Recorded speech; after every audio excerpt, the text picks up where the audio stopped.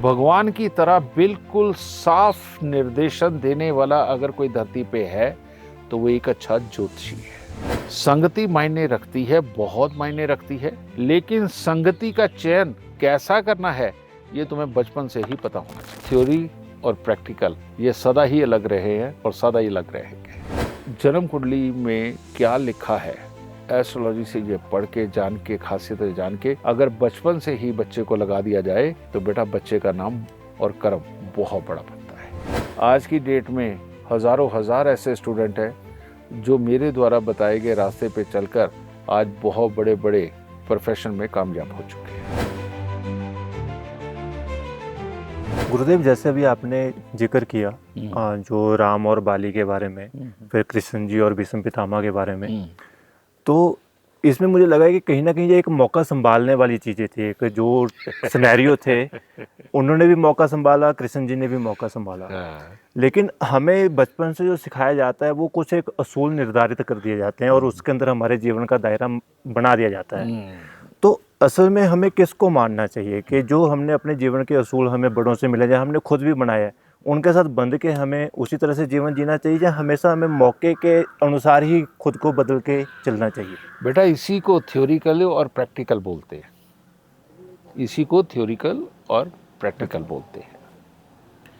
बचपन में तो राम भगवान को भी क्या सिखाया गया? सारे अच्छे कर्म करो, अच्छे लोगों का साथ दो, ये सिखाया गया। बचपन में उनको फर्ज याद दिलाया गया कि इन राक्षसों को मारना तुम्हारा फर्ज है, यही ना जी। तो बेटा सिखाई अच्छी चीजें ही जाती है और बुरी चीजें निर्धारित करके छोड़ दी जाती है वक्त के लिए। और एक अच्छा इंसान जब उसके सामने कोई ज्यादा बड़ी बुराई आती है तो बेटा उसको थोड़ा सा संगदिल हो करके अपने इन अच्छे लोगों के लिए, अच्छे माहौल के लिए जो फर्ज है उसको याद करके बुरे माहौल को मिटाना पड़ता है। इसी को फर्क को बोलते हैं कि ये अभी बच्चा है, नहीं जानता, ये बड़ा है, समझदारी से काम लेगा। ठीक है, तो बेटा थ्योरी और प्रैक्टिकल ये सदा ही अलग रहे हैं और सदा ही अलग रहेंगे। गुरुदेव, जैसे आज जो भी आपने उत्तर दिए उसके अंदर कर्म, त्याग, ठीक, और भाव, ये इनका समावेश मुझे दिखाई दिया कि जीवन के अंदर इन्हीं के साथ हम एक अच्छा जीवन या अपना जीवन व्यापक कर सकते हैं। लेकिन अगर मैं एज ए एस्ट्रोलॉजर बात करूं तो ज्योतिष इन सब के समान में किस तरीके से काम करता है? मैं ज्योतिष को अपने जीवन में किस तरीके से लेकर चलूं? ऐसा इंसान डाकू भी बन जाए तो दया भाव नहीं छोड़ सकता। तो इसलिए तुमने बहुत सारे डाकुओं के बारे में शायद सुना हो, हमारी पीढ़ी ने तो बहुत सुना है जी, कि वो अमीरों से लूटता था, गरीबों में बांट देता था, बिल्कुल, है ना। तो गुरु ने गुरु ही बन के रहना है। कर्म तुम आजीविका कैसे कमाते हो ये मैटर नहीं करता, पर अपनी आजीविका का इस्तेमाल कैसे करते हो ये मैटर करता है। समझे ना। ग्रह तुम्हारी खासियतें निर्धारित करते हैं। क्या तुम इमोशनल हो कि संगदिल हो? तुम कितनी हिम्मत से कौन सा काम कर सकते हो, तुम लीडर बन सकते हो कि नहीं? या तुम इतने डरपोक हो कि तुम अपने पे ही शक करते हो और जब तक तुम्हें कोई इंस्ट्रक्शन ना दे दे तब तक तुम कुछ नहीं करते? यही खेल तो है सारे। तुम्हें पता है कि ये चीज सही है लेकिन तुम इतने इरिटेट हो, उसके ऊपर जो होने वाली मेहनत है वो तुम नहीं करना चाहते। ग्रह यही तो डिसाइड करते हैं, है ना। तो बेटा ये ऊर्जाएं हैं जो खासियतें बनाती हैं या कमियां बनाती हैं। उसकी कमियों के अनुसार उससे कौन सा काम करवाना चाहिए, उसकी खासियतों के अनुसार उसको कौन सा काम देना चाहिए, ये दुनियादारी के अंदर आकर के निर्धारित करने के लिए बेटा एक ज्योतिषी बनाया जाता है। एक ज्योतिषी की जरूरत पड़ती है जो उसको समझा सके। अब मान लो जैसे पांडव पैदा हुए तो वहां मुनि जी ने क्या बताया, ये गदाधर बनेगा, ये धनुर्धर बनेगा, ये तलवारबाज बनेगा, इन खासियतों को बताने का नाम ही ज्योतिष है। एक बार बता देने के बाद उसके तो पूरे जीवन के अंदर वही चीज चलनी है जहां पर हमने मार्ग पे डाल दिया उसे।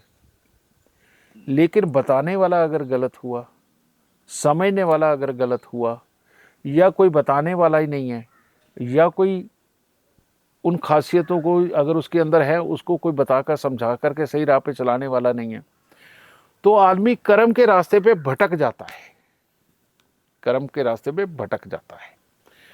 तो इसीलिए इस धरती पे भगवान की तरह बिल्कुल साफ निर्देशन देने वाला अगर कोई धरती पे है तो वो एक अच्छा ज्योतिषी है, जो आपके कर्म को एक आसान रास्ते पे डाल देता है ना। अब मान लो किसी ने गदाधारी बनना है, तो भाई खली भी जब तक यहां था हिमाचल में जी। बेटा वो तो पत्थर ही कूट रहा था, और जब उसने इंटरनेशनल रेसलिंग में जाके पहलवानों को कूटा तो करोड़पति बना। बिल्कुल यही हुआ ना। बिल्कुल। ठीक है ना। तो बेटा तुम्हारे अंदर किस किस तरह के गुण हैं ये एस्ट्रोलॉजी तुम्हें बताएगा, एस्ट्रोलॉजी तुम्हें बताएगी, और उसके अनुसार अपने रास्ते को आसान करना, समझे ना, ये तुम्हारे लिए जरूरी हो जाता है। और रहा बात कर्म का, तो कर्म बिना एस्ट्रोलॉजी के आप ऐसे भी कर सकते हो कि जो तुम्हारे लिए बने नहीं थे, अब तुम क्योंकि उसमें उतर गए हो, लेकिन अंतरात्मा में बसे हुए गुण तुम्हें कहीं और भी लेकर के जा रहे हैं। अब डाकू तो ऐसा होना चाहिए जो सबको मारे काटे और लूट के ले जाए और किसी को एक दवन्नी भी ना दे, भाई बड़ा रिस्क से कमाया है। लेकिन बृहस्पति एक का डाकू भी बेटा वो किसी को भी मारेगा तो पहले अपनी बुद्धि में तोलेगा कि गलत कौन है, उसको मार के लूट के लेके आएगा। इनोसेंट कौन है, जरूरतमंद कौन है, उसमें बांट देगा। ठीक है। ये सहायता अगर बचपन से मिल जाए तो बेटा एस्ट्रोलॉजी धरती पर भगवान का काम करती है, तुम्हें मार्गदर्शन दे करके, या यूँ कहो कि परमात्मा स्वयं आते हैं तुम्हें रास्ता दिखाने, समझ गए। और अगर तुम्हें कुछ नहीं पता, तुम्हारा जीवन अंधेरा है, तो बेटा समय खराब हो जाएगा, गुण तो जागृत हो जाएंगे, और समय खराब के साथ में तुम्हारे गुणों को प्रैक्टिकल नहीं मिला तो बेटा उस कला को निखारे बिना तुम बेकार हो जाओगे। यही कारण है आज की डेट में हज़ारों हजार ऐसे स्टूडेंट हैं जो मेरे द्वारा बताए गए रास्ते पे चलकर आज बहुत बड़े बड़े प्रोफेशन में कामयाब हो चुके हैं, समझ गए जी। तो बेटा इसीलिए गुण तो है, वो जन्म कुंडली में क्या लिखा है एस्ट्रोलॉजी से ये पढ़ के जान के, खासियतें जान के अगर बचपन से ही बच्चे को लगा दिया जाए तो बेटा बच्चे का नाम और कर्म बहुत बड़ा बनता है। ठीक है। तो प्रधान अगर देखा जाए तो एस्ट्रोलॉजी है, बताने वाला एस्ट्रोलॉजर है। ठीक है। गुरुदेव एक आखिरी सवाल है मेरा, क्योंकि एक छोटी सी कन्फ्यूजन मेरे दिमाग में अब आ गई है। वो ये है कि ज्योतिष ने बता दी हमारी खासियतें, हमारी काबिलियतें जो हम लेके आए हैं, जो हमें ग्रह दे रहे हैं, अगर वो पहले से निर्धारित है तो मैंने अक्सर एक बात सुनी है कि संगति का असर होता है, कि एक संगति इंसान को बनाती है, तो इसके सामने वो कितना मायने रखती है?